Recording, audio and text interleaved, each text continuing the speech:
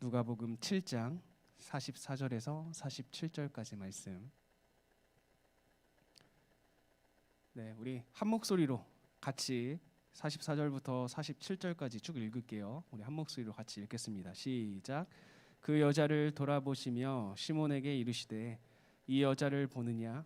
내가 내 집에 들어올 때 너는 내게 발 씻을 물도 주지 아니하였으되 이 여자는 눈물로 내 발을 적시고 그 머리털로 닦았으며 너는 내게 입 맞추지 아니하였으되 그는 내가 들어올 때부터 내 발에 입 맞추기를 그치지 아니하였으며 너는 내 머리에 감람류도 붓지 아니하였으되 그는 향유를 내 발에 부었느니라. 이러므로 내가 내게 말하노니 그의 많은 죄가 사하여졌도다. 이는 그의 사랑함이 많음이라. 사함을 받은 일이 적은 자는 적게 사랑하느니라. 아멘. 네, 저는 오늘 우리 방금 읽었던 누가복음 7장 44에서 47절 말씀을 가지고 예수님의 고난에 동참하는 것이라는 제목으로 말씀을 전하려고 합니다. 네, 오늘도 바로 말씀으로 들어가 보도록 할게요. 네, 오늘 우리가 읽었던 그 말씀의 시작은 이 말씀으로 시작이 돼요. 누가복음 7장 36절부터 시작되는 말씀인데요. 우리는 이 이야기를 아마 많이 들었을 거예요. 그 예수님의 발에 향유를 다 깨트린 그 여인의 이야기. 자, 그런데 이 이야기가요 어떻게 시작되냐면 한 바리새인으로부터 시작됩니다.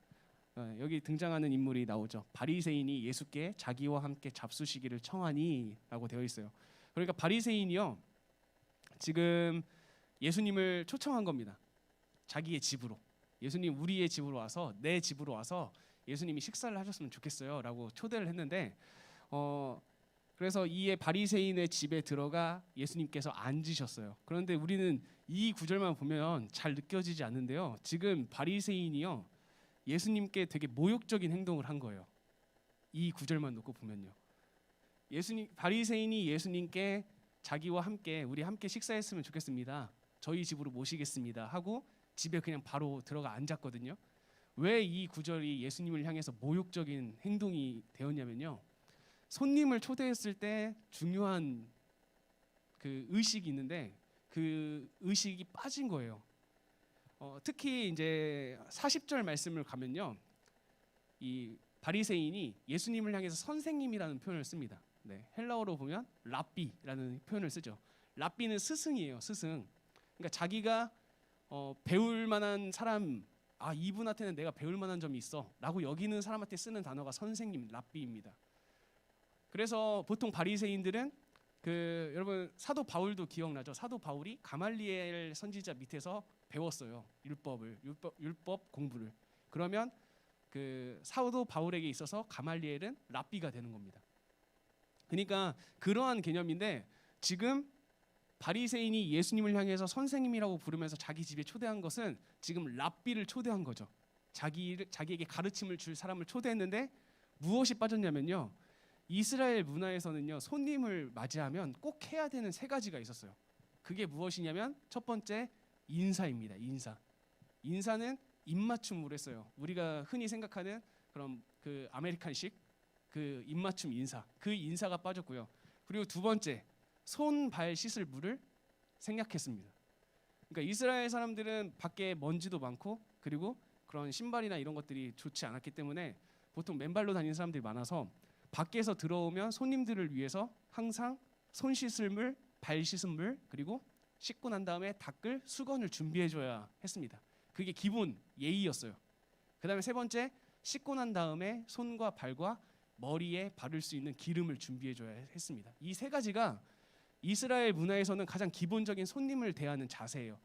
그런데 지금 바리새인들은 이 바리새인은 그 중요한 문화가 빠집니다.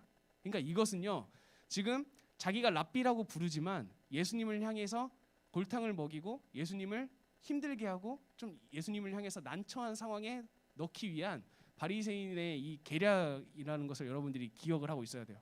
그러니까 이 바리새인은요 예수님을 초대한 목적이 예수님께 감사 식사를 대접하기 위해서 그런 게 아니었어요. 그러니까 예수님을 시험해 보기 위해서. 예수님이 내가 예수님을 초대해 놓고 이러한 그 예절을 지키지 않았을 때 과연 예수님은 어떻게 반응할까라는 것을 보기 위해서. 그래서 예수님을 이렇게 해놓은 거죠. 그런데 이 모습을 누가 보죠? 이 모습을 이제 37절에서 이 여자가 보게 됩니다. 네, 여자가 보게 되는데 어떤 여자라고 표현하고 있죠? 네, 죄를 지은 한 여자가 그 모습을 봤다라고 이야기를 하고 있는 거예요. 그러니까 지금 오늘 본문은 철저하게 비교해서 비교하고 있습니다. 누구와 누구를? 바리새인과 죄가 많은 한 여인을 비교하고 있어요. 이 여인이 이 바리새인과 달리 예수님께 어떻게 하고 있는가? 자, 그래서 이 여인이요, 바리새인이 예수님을 집에 초대해놓고 그러한 기본적인 예절도 지키지 않은 모습을 보고 어떻게 하죠? 그래서 우리가 잘 알고 있는 대로 이렇게 하는 거예요. 울면서 눈물로 발을 적시기 시작하는 거죠. 네. 그러니까 지금 이 여인은요, 바리새인이 예수님께 당연히 해야 될 그 손과 발을 씻겨야 될 물을 준비하지 않으니까 지금 어떻게 하는 거예요? 자기의 눈물로 예수님의 손과 발을 지금 씻으려고 하는 거예요. 그래서 눈물을 흘리는 겁니다. 그리고 난 다음에 다 씻기고 자기의 머리털로 닦아줍니다. 예수님의 발을요. 그러면 여러분, 여인이 예수님의 발을 닦기 위해서는 어떤 작업이 필요할까요? 지금 우리는 그냥 지금 우리 여성들 보면 다 머리를 이렇게 그냥 드러내놓고 다니잖아요. 그런데 이스라엘 문화에서 이스라엘 여자들은 항상 머리에 뭐를 쓰고 있죠. 그러면 그 상태에서 예수님의 발을 닦으려면 어떻게 해야 될까요? 쓴 거를 풀어야 돼요. 그러면 이스라엘 문화에서 여성이 자기의 머리를 가린 그 두건을 푼다. 그것도 다른 남자들 앞에서 푼다라는 것은 굉장히 수치스럽고 모욕적인 일이었습니다. 네. 이것을 어떻게 표현하냐면요. 어떤 책에서 그렇게 기억하더라고요. 이 여인이 자기의 머리에 쓰고 있었던 그 두건을 풀고 머리카락으로 예수님의 발을 닦는 행동은 어떤 행동이냐면 많은 사람들 앞에서 그냥 목욕하는 행동과 비슷하다라고 보면 된다. 네, 그러니까 그 정도로 수치스럽고 모욕적인 일을 이 여인이 합니다. 그리고 난 다음에 했던 게 뭐죠? 그 발에 입을 맞추고 향유를 부어요. 네, 이렇게 여인이 하고 있는 것을 우리는 볼 필요가 있어요. 우리는 여기서 바리새인들과 그리고 이 여인의 행동을 우리는 좀 비교해서 보려고 합니다. 여인은요, 지금 다른 사람들의 시선을 신경 쓰지 않아요. 다른 사람들의 신경 쓰지 않고 지금 여인은 항상 지금 누구만 바라보고 있어요? 예수님만 바라보고 있습니다. 예수님만 바라보고요. 지금 바리새인이 이 예수님을 되게 모욕적이고 되게 예의를 지키지 않는 행동을 하는 그 상황만 바라보고 있는 거예요.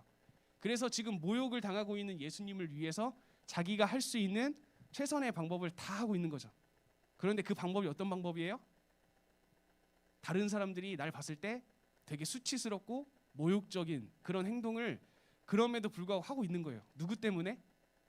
예수님 때문에 하고 있는 겁니다.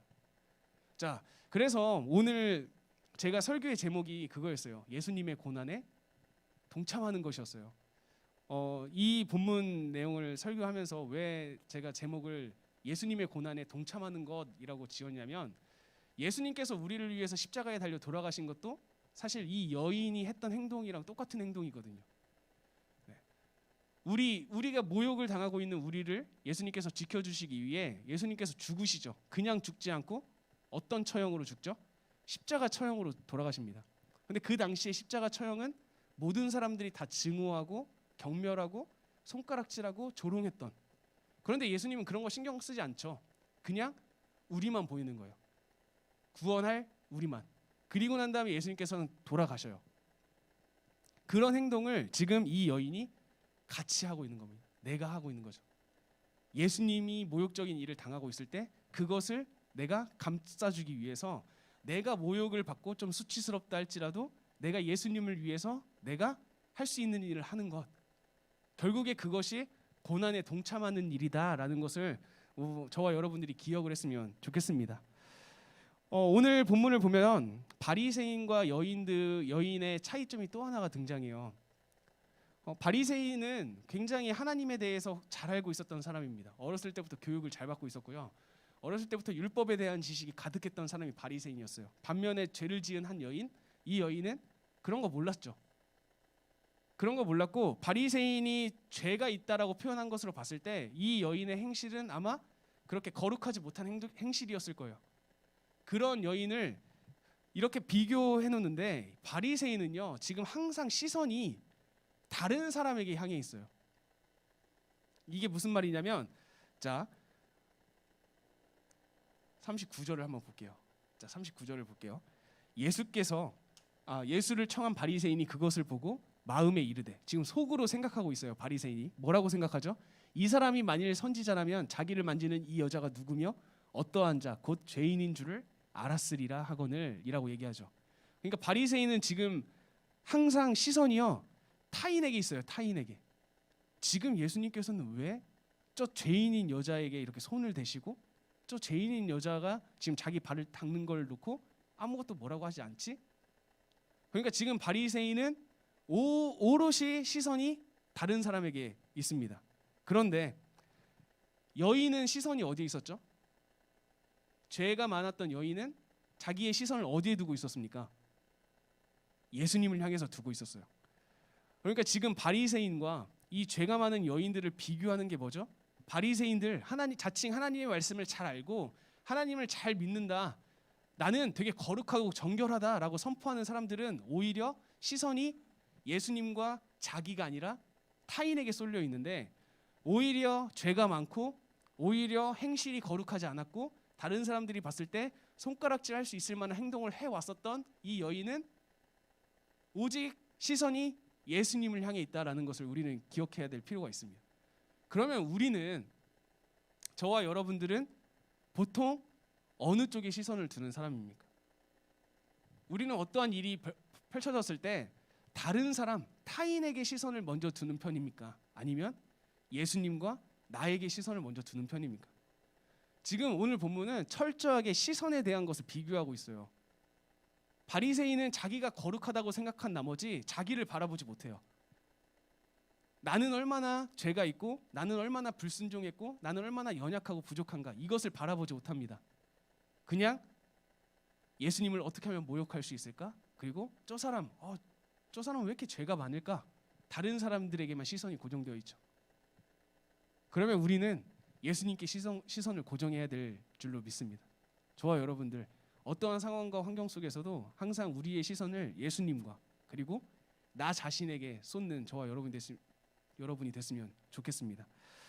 자, 이러한 상황 가운데서 지금 바리새인이 마음에 속으로 생각했죠, 이 말을요. 그런데 이 말을 듣고 예수님께서 대답해 줍니다. 그러니까 여기서는 예수님에 대한 또 예수님의 전능하심을 나타내는 구절이기도 해요. 그 바리새인은 속으로만 생각했는데 그 속으로만 생각했던 바리새인의 그 이야기를, 그 마음을 예수님께서는 들으시고 어떻게 하셔요? 대답을 합니다. 자, 대답을 하고요, 시몬에게 이야기할 게 있다고 말씀하시는 거예요. 시몬아, 내가 할 말이 있다. 자, 그러면서 이런 얘기를 합니다. 우리 같이 한번 읽어볼게요. 시작. 빚 주는 사람에게 빚진 자가 둘이 있어. 하나는 500데나리온을 졌고 하나는 50데나리온을 졌는데 라고 되어 있습니다. 자, 갑자기 예수님께서 빚 주는 사람, 그러니까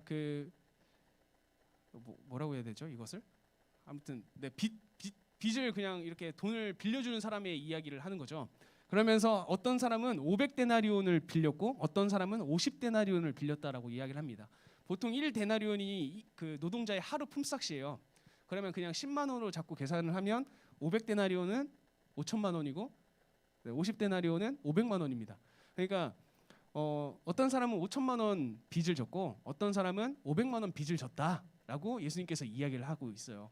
그런데 그 빚을 동시에 탕감시켜줬다라고 한다면 누가 더 빚을 탕감시켜준 사람을 좋아하고 사랑하겠냐라는 것이 예수님의 이 비유의 골자입니다. 그런데 왜 예수님께서는 갑자기 이 비유를 들었을까라는 것을 생각해 볼 필요가 있어요.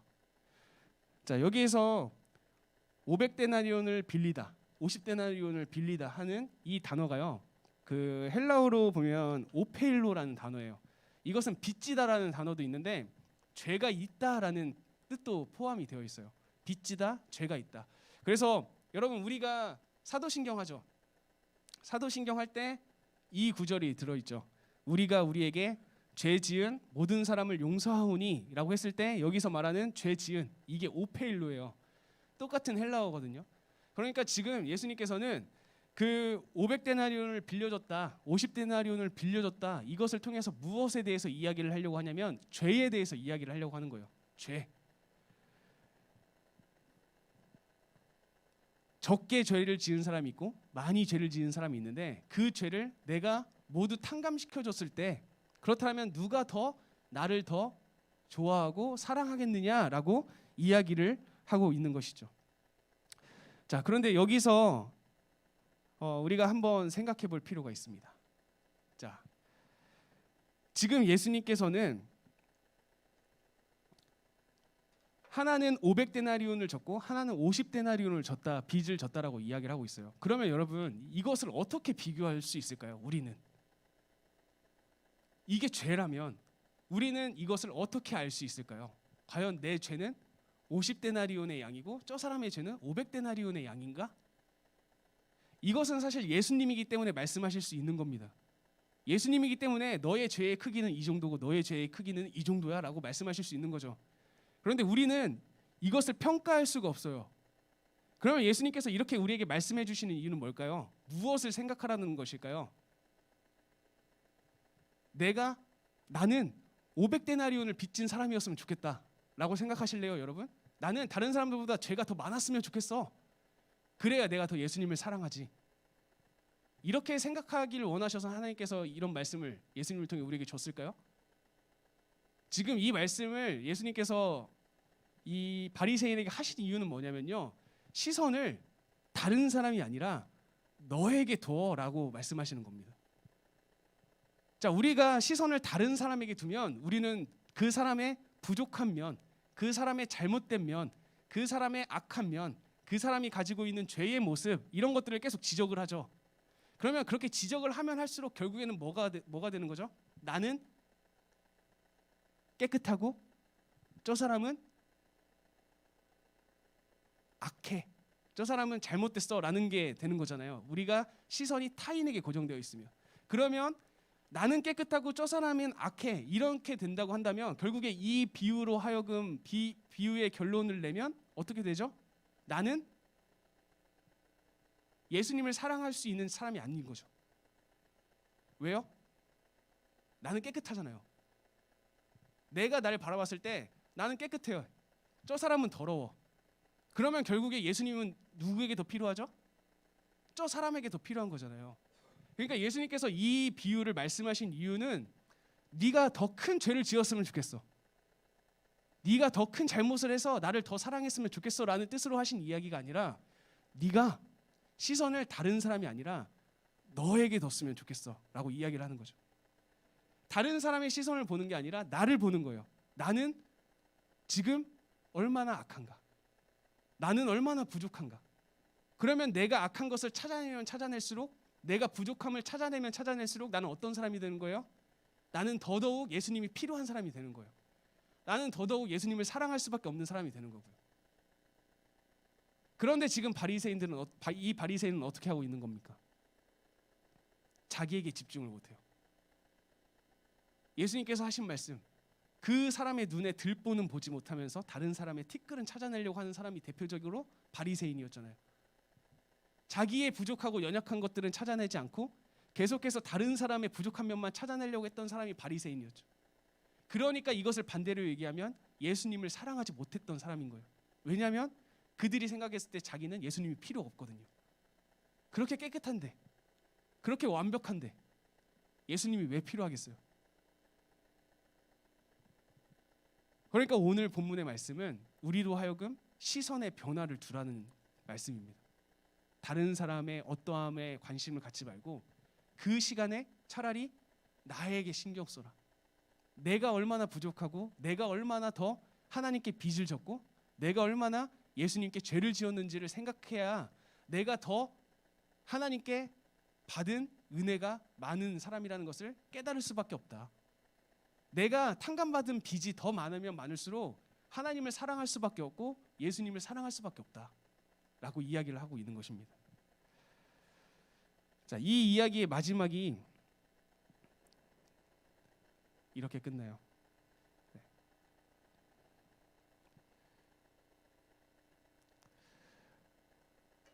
예수님께서 여자에게 돌아가라, 너의 죄가 사해졌다라고 이야기를 합니다. 그러니까 바리새인이 마지막에 이렇게 얘기하죠. 49절에서 함께 앉아 있는 자들이 속으로 말하되, 속으로 얘기해요. 뭐라고 얘기해요? 저가 누구이기에 죄를 사하는가? 그러니까 바리새인들은 끝까지 시선이 다른 사람에게 있죠. 그러면서 예수님께서 여자에게 이렇게 말합니다. 예수께서 여자에게 이르시되 너의 믿음이 너를 구원하였으니 평안히 가라 하시니라. 사실 사람들 앞에서 모욕적이고 그리고 수치를 당했던 사람은 여자였어요. 그런데 예수님께서 마지막에 여자에게 주셨던 건 뭐죠? 평안함입니다. 평안함. 오히려 자기는 깨끗하고 자기는 완벽하다고 생각했던 바리새인들은 끝까지 다른 사람들을 향해서 시선이 고정되어 있어서 다른 사람들이 어떠한지, 저 사람은 왜 저렇게 행동할까? 저 사람은 왜 저렇게 말할까? 저 사람은 왜 저런 잘못을 계속 저지를까?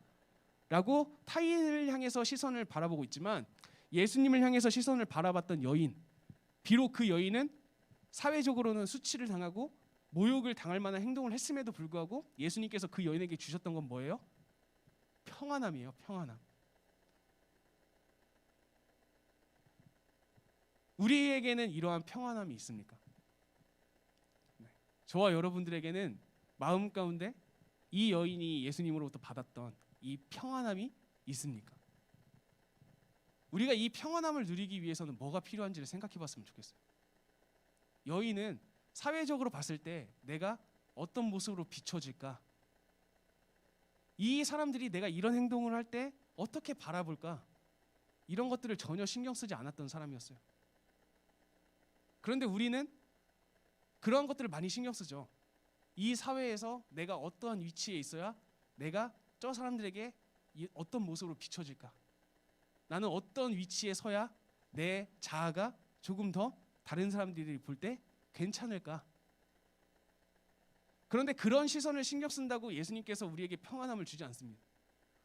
우리가 누릴 수 있는 평안함은요, 언제 오냐면 우리가 사회적으로 나를 어떻게 바라볼지를 신경 쓸 때 오는 게 아니라 내가 예수님을 바라봤을 때 오는 게 평안함이라는 것을 여러분들이 항상 기억했으면 좋겠어요. 결국에 이 본문 말씀에서 우리에게 주는 것은 우리의 시선을 예수님께, 우리의 시선을 내 부족함에, 내 연약함에 두라는 겁니다.